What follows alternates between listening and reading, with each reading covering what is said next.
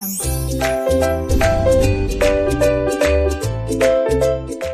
students in the class of physics. आज हम बात करने वाले हैं डायमेंशंस की। फिजिक्स में डायमेंशंस हम आज पढ़ने वाले हैं एंड फर्दर उसी पे बेस्ड हम कुछ क्वेश्चंस करेंगे जो कि शायद नेक्स्ट वीडियो में रहे। एंड साथ ही साथ डायमेंशंस को पढ़ते हुए हम डायमेंशनल फॉर्मूला कैसे निकालते हैं हम उसे भी आज सीखेंगे। चलिए स्टार्ट करते हैं। टॉपिक है हमारा डायमेंशन।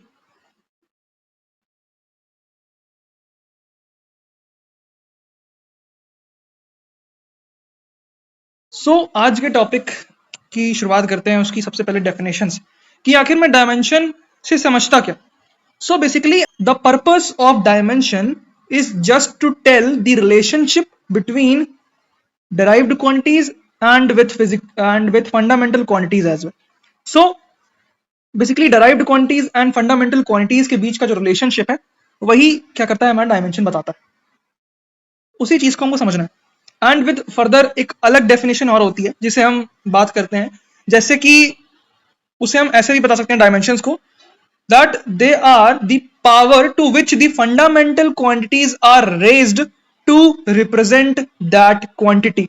Fundamental quantity जो होती हैं, जो fundamental quantities जो होती हैं, उनके बीच में जो रिलेशनशिप होता है, उस चीज को बताने के लिए fundamental quantities and with derived quantities, उनके बीच की रिलेशन को बताने के लिए कहीं ना कहीं हम डायमेंशंस का इस्तेमाल करते हैं। उसी को आज समझना है।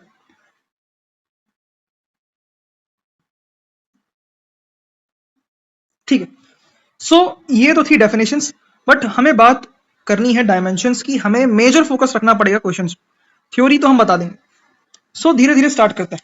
सबसे विद द बेसिक जो चीज हमें बतानी है दैट इज स्पीड। स्पीड एक फंडामेंटल क्वांटिटी है कि डेराइव्ड क्वांटिटी? स्पीड क्या है? एक डेराइव्ड क्वांटिटी, समझे ना।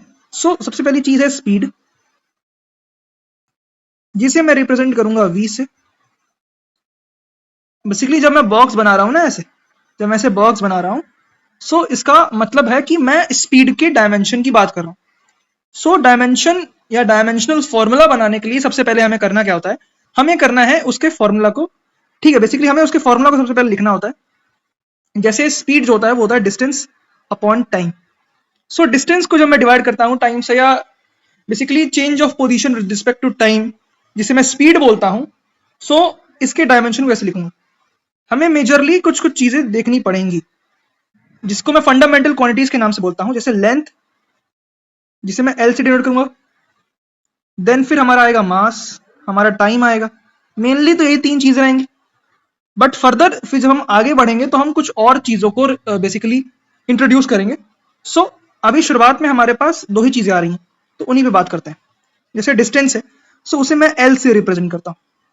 एंड देन फिर है नीचे टाइम, तो टाइम को मैंने बताया था टी से रिप्रेजेंट करना है। इसको मैं एज अ डायमेंशन लिखूं तो मैं बॉक्स बनाऊंगा और लिखूंगा L1 T - 1। ये मेरी कहीं ना कहीं डायमेंशन या डायमेंशनल फॉर्मूला बन जाएगा स्पीड ना। अब इसे मैं और क्या लिख सकता हूं, इसे मैं लिख सकता हूं कि m की पावर 0 भी है ना, l की पावर 1 है, t की पावर -1 है, ऐसा भी लिख सकता हूं। अब बोलोगे क्या सिर्फ तीन ही चीजें हो सकती हैं डायमेंशनल फॉर्मूला लिखते समय?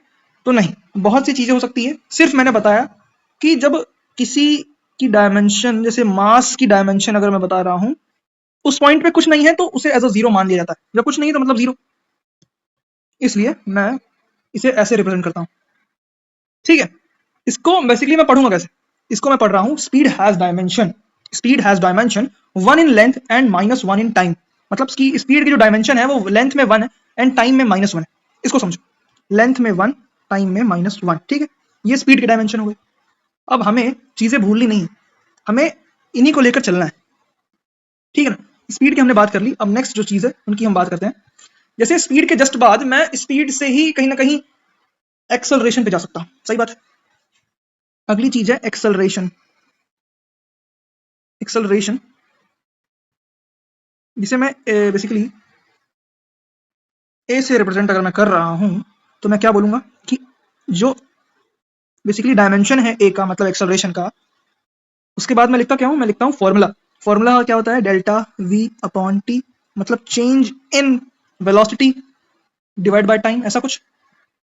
मैंने बोला कि चेंज इन वेलोसिटी मतलब final velocity minus initial velocity अगर आप करोगे तो एट द एंड आएगी तो वेलोसिटी, सही बात, आएगी तो वेलोसिटी। सो ऊपर जो होगा डायमेंशन वो कहीं ना कहीं वेलोसिटी का ही डायमेंशन होगा, जो हमने पढ़ा L1 t minus one. So L T minus one divide by time का डायमेंशन हमें पता है t। सो फाइनली जो एक्सेलरेशन का डायमेंशन बनेगा वो आएगा एल टी माइनस टू। ठीक है, हमने एक्सेलरेशन का भी डायमेंशन निकालना सीख लिया। फर्दर प्रोसीड करते हुए जो कि है फोर्स, हम फोर्स के बारे में बात करते हैं क्योंकि अभी तक हमने मास को इंट्रोड्यूस नहीं किया इन डायमेंशन, आपको पता होगा। सो उसे भी इंट्रोड्यूस करते हैं। तो फोर्स हम जनरली छोटे क्लासेस में पढ़ते हैं कि mass into acceleration is force. So उसी पे बात करते हुए अगर मैं बताऊं इसका डायमेंशन क्या होगा, तो इसका डायमेंशन होगा पहले m, बिकॉज मास का तो बेसिकली डायमेंशन m ही होता है, फिर वो मल्टीप्लाई हो रहा है एक्सेलरेशन के डायमेंशन से जो कि हमने अभी निकाला एल टी माइनस टू। सो इधर से फोर्स का कहीं ना कहीं डायमेंशन आ जाएगा M L T minus two, फिर ब्रैकेट में लिख देंगे, मतलब कि ये फोर्स की क्या है डायमेंशन। यहाँ पे बीच में मल्टीप्लाई है, ठीक है ना, इसलिए मैं डॉट लगाता हूँ। फर्दर हम आगे बढ़ते हैं, जैसे हमने स्पीड की डायमेंशन की बात कर ली, एक्सेलरेशन के डायमेंशन की बात कर ली एंड फोर्स के डायमेंशन की बात कर ली। एंड नेक्स्ट जो है जिसे मैं आपके सामने इंट्रोड्यूस करूंगा वो है मोमेंटम, जिसे मैं P से रिप्रेजेंट करूंगा, जो कि कहीं ना कहीं m इंटू वी होता है, मतलब मास इंटू वेलोसिटी। मास की डायमेंशन m मल्टीप्लाई होगी v की डायमेंशन मतलब वेलोसिटी की डायमेंशन, अगर आपको याद हो तो वो होती है एल टी माइनस वन। तो इसकी डायमेंशन आ जाएगी M L T minus one, सही बात। ये मोमेंटम हो गया। और बात करते हैं, मुझे आप बताइए कि प्रेशर का फॉर्मूला क्या होता है, प्रेशर की डायमेंशन या प्रेशर का फॉर्मूला बताइए सबसे पहले। सो प्रेशर का फॉर्मूला होता है force per unit area, force per unit area. Force की डायमेंशन क्या होती है M L T minus two, M L T minus two divide by area. Area क्या कहीं ना कहीं लेंथ का स्क्वायर है ना, लेंथ की कहीं ना कहीं मैं जब लिखता हूं डायमेंशन तो एल से उसे डिनोट करता हूं। सो एरिया का डिनोट कैसे करूंगा, एल स्क्वायर से करूंगा, सही बात है। सो अब डायमेंशन ऑफ प्रेशर जो आएगी वो आएगी M L minus one T minus two, ये डायमेंशन बनेगी प्रेशर की। आगे बढ़ते हैं, नेक्स्ट चीज जो मैं बताऊंगा वो है मेरी एनर्जी। अब एनर्जी आपको पता हो तो उसकी बात करते हैं। सो एनर्जी हमने दो तरीके से पढ़ी है, पोटेंशियल एनर्जी और हमने पढ़ी है काइनेटिक एनर्जी। मैंने बोला कि दोनों का जो डायमेंशनल फॉर्मूला होगा वो सेम होगा ना, बिकॉज वो एट द एंड है तो एनर्जी ही, जिस तरीके की एनर्जी हो। और मैं बोलूंगा जो डायमेंशन ऑफ वर्क होगा वो भी एनर्जी के ही डायमेंशन के बराबर होगा। ऐसा क्यों है, बिकॉज वर्क और एनर्जी आपस में एक दूसरे के फॉर्म्स में चेंज हो सकते हैं, हमें पता है। सबसे पहले मैं पोटेंशियल एनर्जी की बात करता हूं। पोटेंशियल एनर्जी जो होती है हमने पढ़ा है कि mgh होती है ना, m मतलब वॉट मास, g मतलब ग्रेविटेशनल एक्सेलरेशन, h मतलब हाइट मतलब लेंथ, तो मास का m कहीं ना कहीं g जो है वो एक्सेलरेशन ही है, एक्सेलरेशन की हमने पढ़ी है जो होती है L T minus to, L T minus to, और यहां मल्टीप्लाई होगा हाइट, हाइट भी तो लेंथ ही है तो यहां पे एल से मल्टीप्लाई होगा। So M L square T minus two, मतलब M one L two T minus two is the dimensional formula for energy या पोटेंशियल एनर्जी। अभी और देख लो। अब काइनेटिक एनर्जी पे आते हैं, होता है हाफ एम वी स्क्वायर। मैंने बोला कांस्टेंट का एक्सेलरेशन यहाँ पे जो है वो जीरो है, जो यहाँ पे कांस्टेंट प्रेजेंट है उसका एक्सेलरेशन क्या है, मतलब बेसिकली उसका डायमेंशन क्या है। सो यहाँ पे जो कांस्टेंट प्रेजेंट है उसका डायमेंशन इस पॉइंट ऑफ टाइम पे जीरो है। सो वन बाय टू को मैं कंसीडर नहीं कर रहा हूं, मैं एम वी स्क्वायर की डायमेंशन बताता हूं। एम इंटू वी जो होती है वो होती है एल टी माइनस वन, उसका whole square. So M L two T minus two, same आया। अभी और देखिए, वर्क, वर्क जो होता है वो होता है फोर्स इंटू डिस्प्लेसमेंट। बट ये क्या सही फॉर्मूला है, मैं बोलूंगा नहीं, बट हाँ हमें डायमेंशन निकालने के लिए कहीं ना कहीं चीजें आसान हो जाएंगी। बट असली जो फॉर्मूला होता है वो होता है dot product between force and displacement, जो कि हो जाएगा एफ एस कॉस थीटा। असली फॉर्मूला ये होता है, मतलब force into displacement into cos theta. अब जो कॉस थीटा है मैं बताऊंगा आपको एक चीज कि जितने भी मेरे ट्रिग्नोमेट्रिक रेशियोज होते हैं वो सारे के सारे डायमेंशनलेस होंगे। क्यों? मैंने बताया कि जब रेशियोज जो होंगे ट्रिग्नोमेट्रिक रेशियोज, वो लेंथ अपॉन लेंथ ही तो होगा, चाहे आप किसी के भी केस में देखो। और वो जब चीजें कट जाएंगी तो आपस में उनका कोई डायमेंशन बचेगा ही नहीं। इसलिए मैं कॉस थीटा को यहाँ पे डायमेंशनलेस बताकर एफ और एस की ही बात करूंगा। एफ का होता है M L T minus two I think, और एस का होता है L. So M L square T minus two is dimensional formula for work also. So energy का जो डायमेंशनल फॉर्मूला है, वर्क का जो डायमेंशनल फॉर्मूला है, हर टाइम पे इक्वल आएगा। ये बात हो गई मेरी एनर्जी की।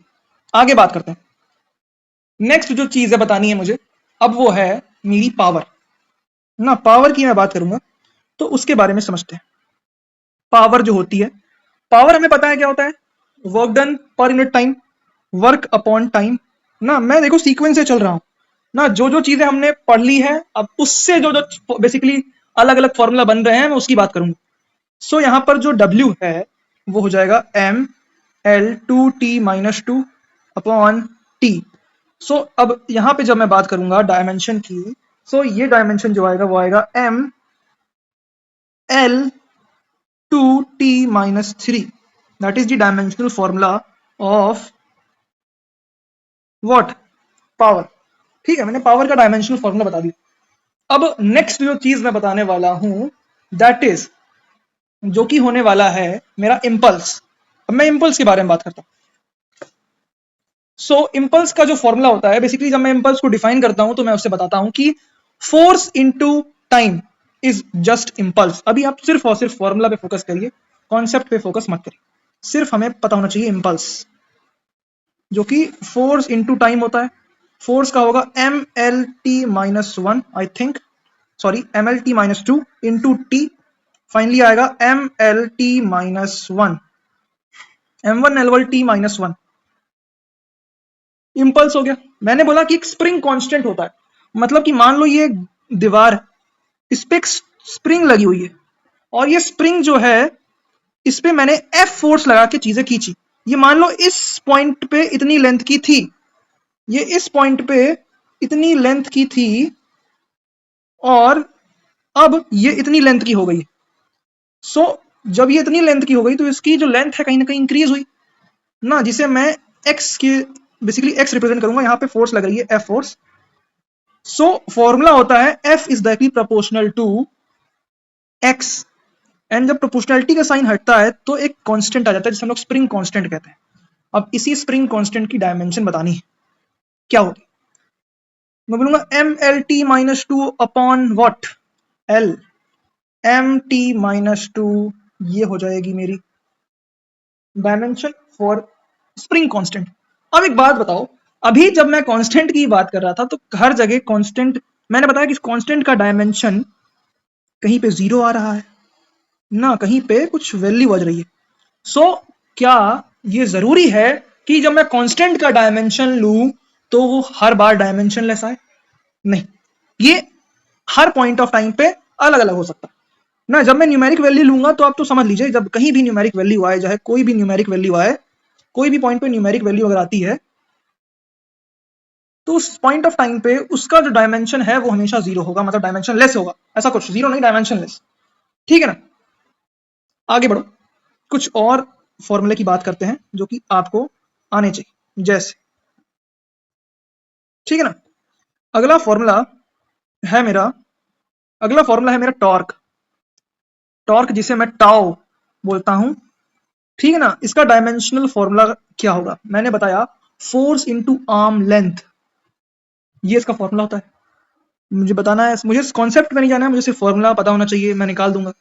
मैंने बताया टॉर्क का क्या होगा डायमेंशनल फॉर्मूला, बताओ। मैंने बताया M L T minus two into L, तो M L square T minus two. बताओ टॉर्क का डायमेंशन किसके इक्वल आया, सही से बताओ। एनर्जी के इक्वल आया, फोर्स के इक्वल आया। सो जरूरी नहीं है कि जो डायमेंशनल फॉर्मूला सिर्फ एनर्जी का है वो सिर्फ एनर्जी का ही रहे। ऐसा हो सकता है कि जो दो अलग अलग चीजें हैं उनके डायमेंशंस मैच कर जाए, ऐसा कुछ। बात करते हैं आगे। अब नेक्स्ट जो चीज हम पढ़ने वाले हैं वो है हमारी नेक्स्ट जो चीज है वो है हमारी एंगुलर वेलोसिटी। एंगुलर वेलोसिटी जिसे मैं ओमेगा साइन से डिनोट करता हूं, जिसका होता है कि थीटा का बेसिकली चेंज होना टाइम के चेंज होने पर, जिसे मैं एंगुलर वेलोसिटी कहता हूं। थीटा आप बताइए कि क्या होता है। Theta is what? Theta is equals to L upon R. क्या ये भी कट के डायमेंशन लेस आएगा? क्या ये भी डायमेंशन लेस आएगा? सही बात। मतलब थीटा क्या है? डायमेंशन लेस है। सो इसकी जो वो हो जाएगी बेसिकली डायमेंशन हो जाएगी, वो जाएगी L basically T minus one. सही बात है। एंगुलर वेलोसिटी आ गई मेरी। नेक्स्ट बात करते हैं मोमेंट ऑफ इनर्शिया, जिसका फॉर्मूला मैं बताऊं तो 2/5 mr²। बताइए, r is just a length. मैंने बताया कांस्टेंट की हम बात नहीं करेंगे। ये मोमेंट ऑफ इनर्शिया का फॉर्मूला है, आप लिख लीजिएगा। m is just represented by m, l², यही हो जाएगा dimension for moment of inertia. अब एक चीज आती है स्ट्रेस ना, और उसी से रिलेटेड चीज है स्ट्रेन ना, जिसे हम लोग फ्रैक्शनल डिफॉर्मेशन भी कहते हैं। तो उसकी बात करने से पहले हम पढ़ लेते हैं स्ट्रेस। मान लो एक रॉड है ना, एक रॉड है ना, इसके जो बेसिकली ये जो है ना, ये जो पार्ट है ये इसका क्या है? क्रॉस सेक्शनल एरिया, जिसे मैं ए से रिप्रेजेंट करूंगा। मैंने बताया कि जब इस तरफ और इस तरफ से अमाउंट ऑफ फोर्स लगेंगे, सो एक स्ट्रेस की कंडीशन क्रिएट होती है ना, पार्टिकल्स इधर और इधर अपने आप खींचने लगेंगे। तो उस पॉइंट ऑफ टाइम पे जिसे मैं स्ट्रेस बोलता हूं, उसको मैं बोलता हूं फोर्स अपॉन एरिया। क्या इसका डायमेंशन प्रेशर के बराबर आएगा, जो होता है ml-1t-2? सही बात। स्ट्रेस हो गया। स्ट्रेन की बात करिए। स्ट्रेन क्या होता है, जिसे मैं और क्या बोल सकता हूं? मैं बोलूंगा फ्रैक्शनल डिफॉर्मेशन।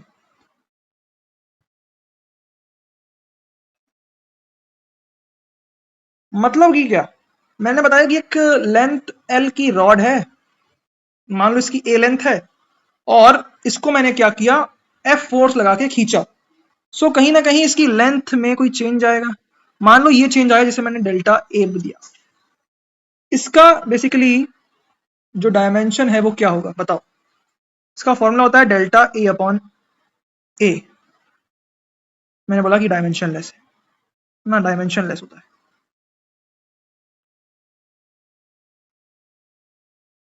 ठीक है। स्ट्रेन जो होता है वो डायमेंशन लेस होता है। और बात करते हैं ना, अब आगे बढ़ते हैं कुछ चीजें और। एक चीज होती है, उसे मैं बोलता हूं यंग्स मॉड्यूलस।